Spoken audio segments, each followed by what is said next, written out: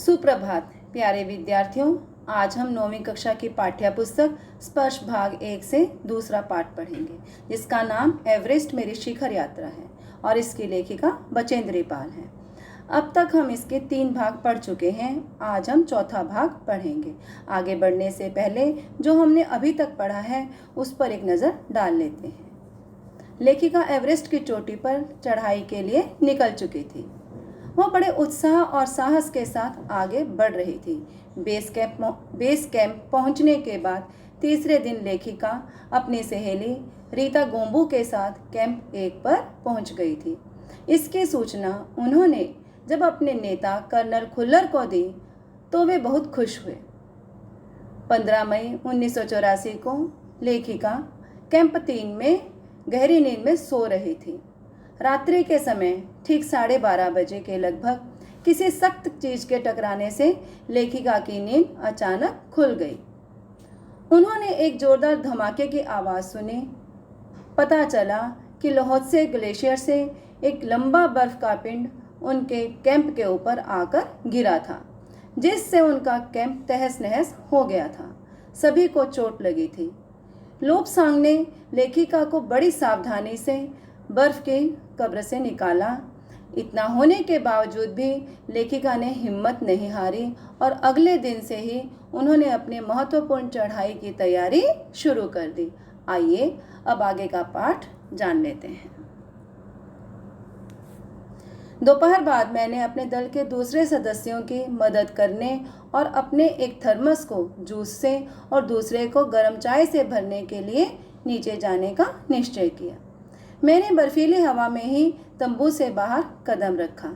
जैसे ही मैं कैंप क्षेत्र से बाहर आ रही थी, मेरी मुलाकात मीनू से हुई। की और जय अभी कुछ पीछे थे। तो दोपहर के बाद लेखिका ने अपने दूसरे सदस्यों की मदद करनी चाहिए। इसके लिए उसने अपने एक थर्मस को जूस से और दूसरे थर्मस को गर्म चाय से भरने के लिए नीचे जाने का निश्चय किया।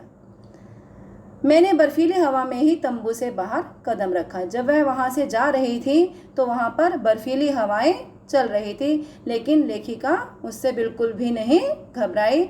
वह जो है उसी मौसम में बाहर जाने के लिए तैयार थी।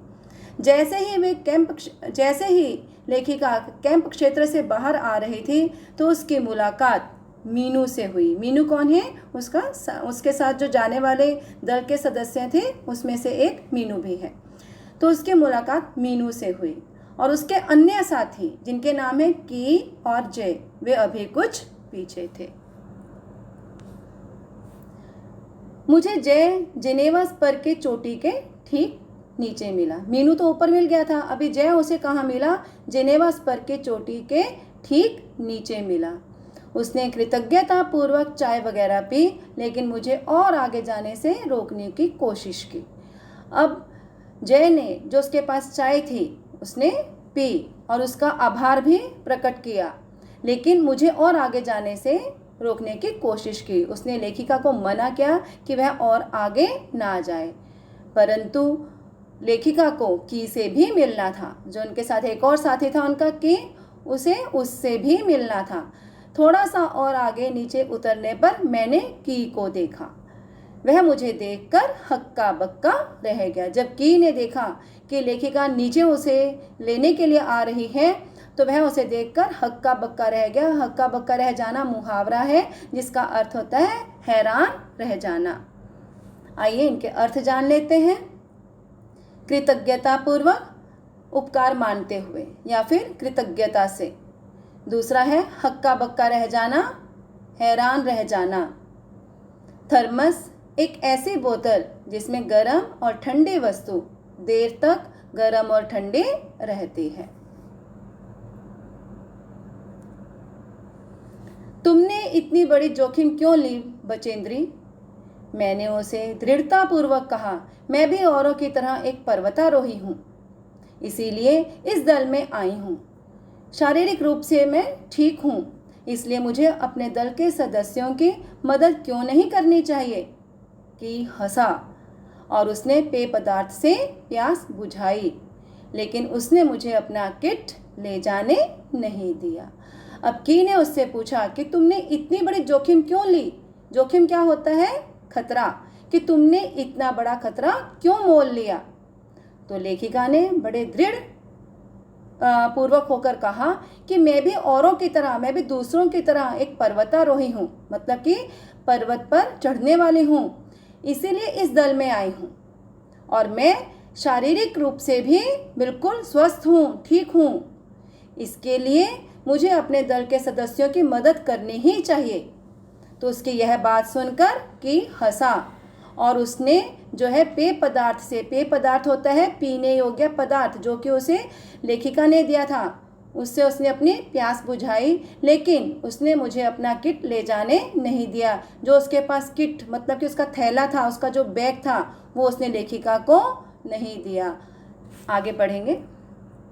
पहले शब्दों के अर्थ जान लेते हैं। जोखिम, जोखिम होता है खतरा। पर्वतारोही दो शब्दों के मेल से बना है, पर्वत और आरोही। पर्वत पर चढ़ने वाला। पेय, पीने योग्य, जिसे पिया जाता है। अगला है किट, इसका अर्थ होता है थैला या फिर बैग। थोड़ी देर बाद साउथ कोल कैंप से लहाटू और बिस्सा हमें मिलने नीचे उतर आए और हम सब साउथ कोल पर जैसे भी सुरक्षा और आराम की जगह उपलब्ध थी उस पर लौट आए। साउथ कोल पृथ्वी पर बहुत अधिक कठोर जगह के नाम से भी प्रसिद्ध है। थोड़ी देर के बाद क्या हुआ, साउथ कोल कैंप से लहाटू और बिस्सा जो हैं उनसे मिलने के लिए, लेखिका और उनके साथियों से मिलने के लिए वे जो है ऊपर से नीचे उतर आए और हम सब साउथ कोल पर भी जैसे भी सुरक्षा और आराम की जगह वहाँ पर जो उपलब्ध थी उस पर लौट आए। साउथ कोल एक ऐसी जगह है जिसे कि पृथ्वी पर बहुत अधिक कठोर जगह के नाम से जाना जाता है। आगे बढ़ेंगे। अगले दिन मैं सुबह 4 बजे उठ गई, बर्फ पिघलाया और चाय बनाई। कुछ बिस्कुट और आधी चॉकलेट का हल्का नाश्ता करने के बाद मैं लगभग 5:30 बजे अपने तंबू से निकल पड़ी। अंग दौरजी बाहर खड़ा था और कोई आसपास नहीं था। अब अगले दिन क्या हुआ, सुबह जल्दी ही 4 बजे लेखिका उठ गई और उसके बाद उसने बर्फ़ को पिघलाया और फिर चाय बनाई। उसके साथ उसने क्या किया, हल्का नाश्ता किया। हल्के नाश्ते में उन्होंने क्या लिया, कुछ बिस्किट लिए और आधी चॉकलेट। ये लेने के बाद मैं लगभग 5:30 बजे अपने तंबू से निकल पड़ी, जिसमें वह रुकी हुई थी। उस तंबू से वह कितने बजे निकल पड़ी, लगभग 5:30 बजे निकल पड़ी। और बाहर कौन खड़े थे, अंग दौरजी बाहर खड़े थे और आसपास में कोई भी नहीं था। अंग दौरजी बिना ऑक्सीजन के ही चढ़ाई करने वाला था, लेकिन इसके कारण उसके पैर ठंडे पड़ जाते थे, इसलिए वह ऊंचाई पर लंबे समय तक खुले में और रात्रि में शिखर कैंप पर नहीं जाना चाहता था। इसलिए उसे या तो उसी दिन चोटी तक चढ़कर साउथ कोल पर वापस आ जाना था अथवा अपने प्रयास को छोड़ देना था। अभी जो अंग दौरजी थे वो बिना ऑक्सीजन के ही चढ़ाई करने वाले थे, लेकिन इसके कारण क्या होता था, उनके जो पैर थे वो ठंडे पड़ जाते थे। इसके लिए वो क्या करते थे, वह ऊंचाई पर लंबे समय तक खुले में और रात्रि में शिखर कैंप मतलब कि जो शिखर पर कैंप बना हुआ था वहाँ पर नहीं जाना चाहते थे। इसलिए उसे या तो उसी दिन चोटी तक चढ़कर साउथ कोल वापस आ जाना था, नहीं तो उन्हें क्या करना था, जो वो कोशिश कर रहे थे उसको छोड़ देना था। शब्दों के अर्थ जान लेंगे। उपलब्ध, प्राप्त होना। शिखर कैंप, शिखर होता है चोटी, ठीक है, चोटी पर स्थित अस्थाई निवास। अस्थाई मतलब के जो स्थायी नहीं होता, निवास रहने की जगह, ठीक है। शिखर कैंप का अर्थ क्या हुआ, चोटी पर स्थित अस्थाई निवास। वह तुरंत ही चढ़ाई शुरू करना चाहता था और उसने मुझसे पूछा क्या मैं उसके साथ जाना चाहूँगी। एक ही दिन में साउथ कोल से चोटी तक जाना और वापस आना बहुत कठिन और श्रम साध्य होगा। इसके अलावा यदि अंग दौरजी के पैर ठंडे पड़ गए तो उसके लौटकर आने का भी जोखिम था। अभी जो अंग दौरजी थे वो तुरंत चढ़ाई शुरू करना चाहते थे। इसके लिए उन्होंने पूछा कि क्या मैं उनके साथ जाना चाहूँगी। मैं यहाँ कौन है, लेखिका। तो उन्होंने लेखिका से पूछा कि क्या वे उसके साथ जाना चाहेंगे। एक ही दिन में साउथ पोल से लेकर चोटी तक जाना और वहाँ से वापस आना बहुत ही कठिन और श्रम साध्य होगा। इसके अलावा यदि अंकदोर्जी के पैर ठंडे पड़ गए तो उसके लौट कर आने का भी जोखिम था। जोखिम मतलब कि खतरा था। आगे बढ़ेंगे। मुझे फिर भी अंकदोर्जी पर विश्वास था और साथ साथ मैं आरोहण की क्षमता और कर्मठता के बारे में भी आश्वस्त थी। अन्य कोई भी व्यक्ति इस समय साथ चलने के लिए तैयार नहीं था। तो लेखिका को अंकदोर्जी पर पूर्ण भरोसा था, विश्वास था। साथ साथ मैं आरोहण की क्षमता और कर्मठता के बारे में भी आश्वस्त थी। उसको अपने ऊपर भी पूरा भरोसा था और ये बात भी थी कि अन्य कोई भी व्यक्ति इस समय में अंकदोर्जी के साथ चलने के लिए तैयार नहीं था। इसके लिए लेखिका उनके साथ जाना चाहती थी क्योंकि उसको अपने ऊपर पूरा भरोसा था। शब्दों के अर्थ जान लेंगे। श्रम साध्य, परिश्रम से किया जाने वाला।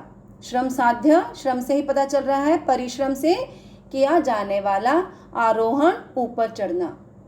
आरोहण, ऊपर चढ़ना। और इसका जो है विलोम शब्द होता है आरोहण का, अवरोहण। उसका अर्थ होता है नीचे उतरना। ठीक है। आरोहण मतलब ऊपर चढ़ना और अवरोहण मतलब नीचे उतरना। क्षमता, शक्ति। कर्मठता, कर्मशीलता, कर्म करने में दृढ़ता। आश्वस्त, आशा का विश्वास लिए हुए, अपने ऊपर भरोसा रखे हुए। सुबह 6:20 पर जब अंकदोर्जी और मैं साउथ कोल से बाहर आ निकले तो दिन ऊपर चढ़ आया था। हल्की हल्की हवा चल रही थी लेकिन ठंड भी बहुत अधिक थी। मैं अपने आरोही उपस्कर में काफ़ी सुरक्षित और गर्म थी। हमने बगैर रस्सी के ही चढ़ाई की। अंकदोर्जी एक निश्चित गति से ऊपर चढ़ते गए और मुझे भी उनके साथ चलने में कोई कठिनाई नहीं हुई। तो इसका अर्थ जान लेंगे। सुबह 6:20 पर जब अंकदोर्जी और मैं यानी कि अंकदोर्जी और लेखिका साउथ कोल से बाहर आ निकले। कितने बजे? सुबह के ठीक 6:20 पर। दिन ऊपर चढ़ आया था। हल्की हल्की हवा भी चल रही थी लेकिन ठंड भी बहुत अधिक थी। और लेखिका जो थी अपने आरोही उपस्कर, जो उसका आरोही मतलब कि उपस्कर क्या होता है, जो उसके पास ऊपर चढ़ने के लिए जो सामान चाहिए था, ठीक है, उसमें वह काफ़ी सुरक्षित और गर्म थी। जो उसने आरोही उपस्कर पहना हुआ था उसमें वह काफ़ी सुरक्षित भी थी और काफ़ी गर्म भी थी। हमने बगैर रस्सी के ही ऊपर चढ़ाई की। उनको जो है रस्सी की भी ज़रूरत नहीं पड़ी। बिना रस्सी के उन्होंने ऊपर की चढ़ाई की। अंकदोर्जी एक निश्चित गति से ऊपर चढ़ते गए। उनकी जो चलने की जो स्पीड थी, जो गति थी, वो निश्चित थी। तो वे जो है एक निश्चित गति से ऊपर चढ़ते गए और मुझे भी उनके साथ चलने में कोई भी कठिनाई नहीं हुई। जमे हुए बर्फ की सीधी व ढलाऊ चट्टानें इतनी सख्त और भुरभुरी थी मानो शीशे की चादरें बिछी हों।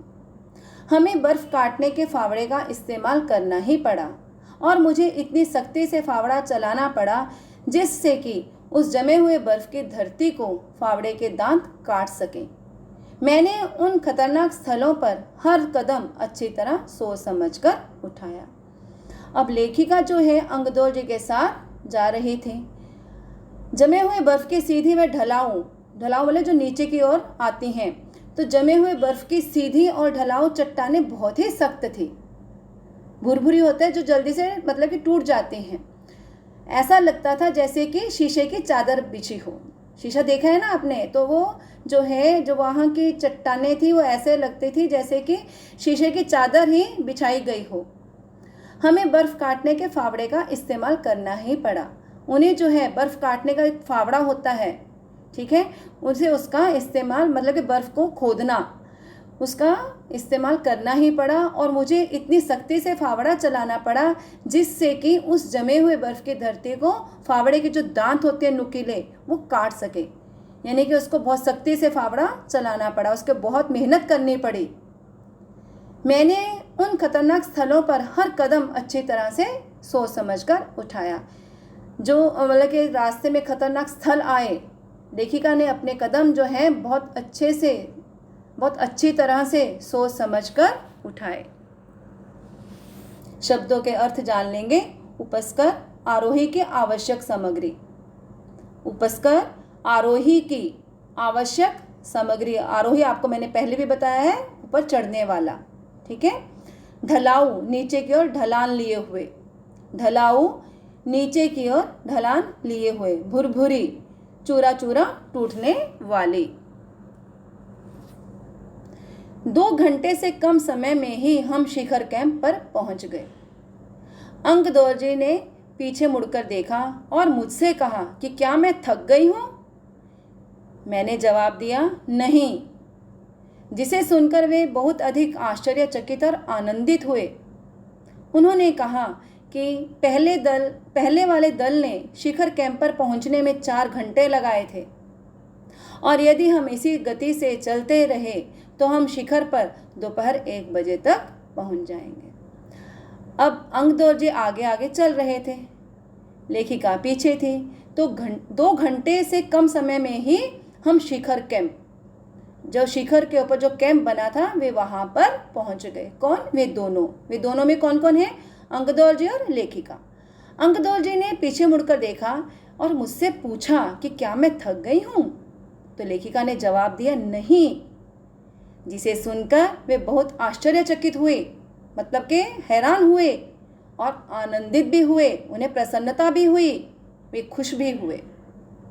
उन्होंने कहा कि पहले वाले दल ने शिखर कैंप पर पहुंचने में 4 घंटे लगाए थे, कि जो पहले वाला दल था उन्होंने शिखर कैंप पर पहुंचने के लिए 4 घंटे लगाए थे, जिसे उन्होंने उससे आधे घंटे में ही जो है तय कर लिया था। और उन्होंने उसे बताया कि यदि हम इसी गति से चलते रहे तो हम शिखर पर दोपहर के 1 बजे तक पहुंच जाएंगे, कि यदि हम इसी स्पीड से, गति मतलब इसी स्पीड से चलते रहे तो हम शिखर पर, हम चोटी पर दोपहर 1 बजे तक पहुंच जाएंगे।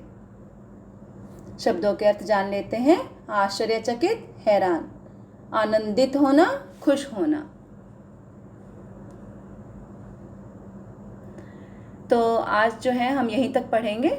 आज जो हमने पाठ पढ़ा है उसमें जो जीवन मूल्य आए हैं उन्हें भी जान लेते हैं। हमें अपने लक्ष्य की प्राप्ति हेतु दृढ़ संकल्प व आत्मविश्वास से काम करना चाहिए। विद्यार्थियों, यदि हम अपने लक्ष्य को पाना चाहते हैं, जो उद्देश्य हमें पाना है, यदि हम उसे जो है पाना चाहते हैं, तो उसके लिए हमारे अंदर क्या होना चाहिए? दृढ़ संकल्प होना चाहिए। हमारा जो संकल्प है वो पक्का होना चाहिए, मजबूत होना चाहिए, और हमें आत्मविश्वास से काम करना चाहिए। हमें अपने ऊपर भी भरोसा होना चाहिए, आत्मविश्वास होना चाहिए, तभी हमें उस काम में सफलता मिलेगी, अन्यथा नहीं। यदि हम डगमगा जाएंगे तो हमें कदापि सफलता नहीं मिल सकती। इसके लिए हमें अपने लक्ष्य की प्राप्ति हेतु दृढ़ संकल्प व आत्मविश्वास से काम करना चाहिए। दूसरा, मुश्किल के समय में हमें दूसरों की सहायता के लिए तत्पर रहना चाहिए। अगर कोई मुश्किल का समय है तो हमें जो है ऐसे समय में मतलब अगर दूसरे को हमारी मदद चाहिए तो हमें जो है उसकी मदद करनी चाहिए, उसके लिए हमें तैयार रहना ही चाहिए। जैसे अंकदौर्जी के साथ कोई जाना नहीं चाहता था, लेखिका उनके साथ गई। क्यों नहीं कोई उनके साथ जाना चाहता था? क्योंकि एक तो वो बिना ऑक्सीजन के ऊपर चढ़ते थे, दूसरा उनके पैर ठंडे पड़ जाते थे, इसके लिए उनके साथ कोई जाने के लिए तैयार नहीं था। लेकिन लेखिका पीछे नहीं हटी, क्योंकि उनको जो है अपने ऊपर भी भरोसा था और उन्हें जो है अंकदौर्जी के ऊपर भी पूरा भरोसा था। इसके लिए हमें भी मुश्किल के समय में दूसरों की सहायता के लिए हमेशा तत्पर रहना चाहिए, यानी कि तैयार रहना चाहिए। तो आज का जो हमारा पाठ का अंश है हम यही समाप्त करते हैं। इसका थोड़ा सा भाग और बचा है और मैं उम्मीद करती हूँ जितना पाठ हमने आज पढ़ा है आपको अच्छे से समझ में आया होगा, शब्दों के अर्थ समझ में आए होंगे। और मैं चाहती हूँ कि आप घर में इस पाठ को अच्छे से 1 से 2 बार ज़रूर पढ़ें और जो इसमें कठिन शब्द आए हैं उनके अर्थ जानें, ठीक है।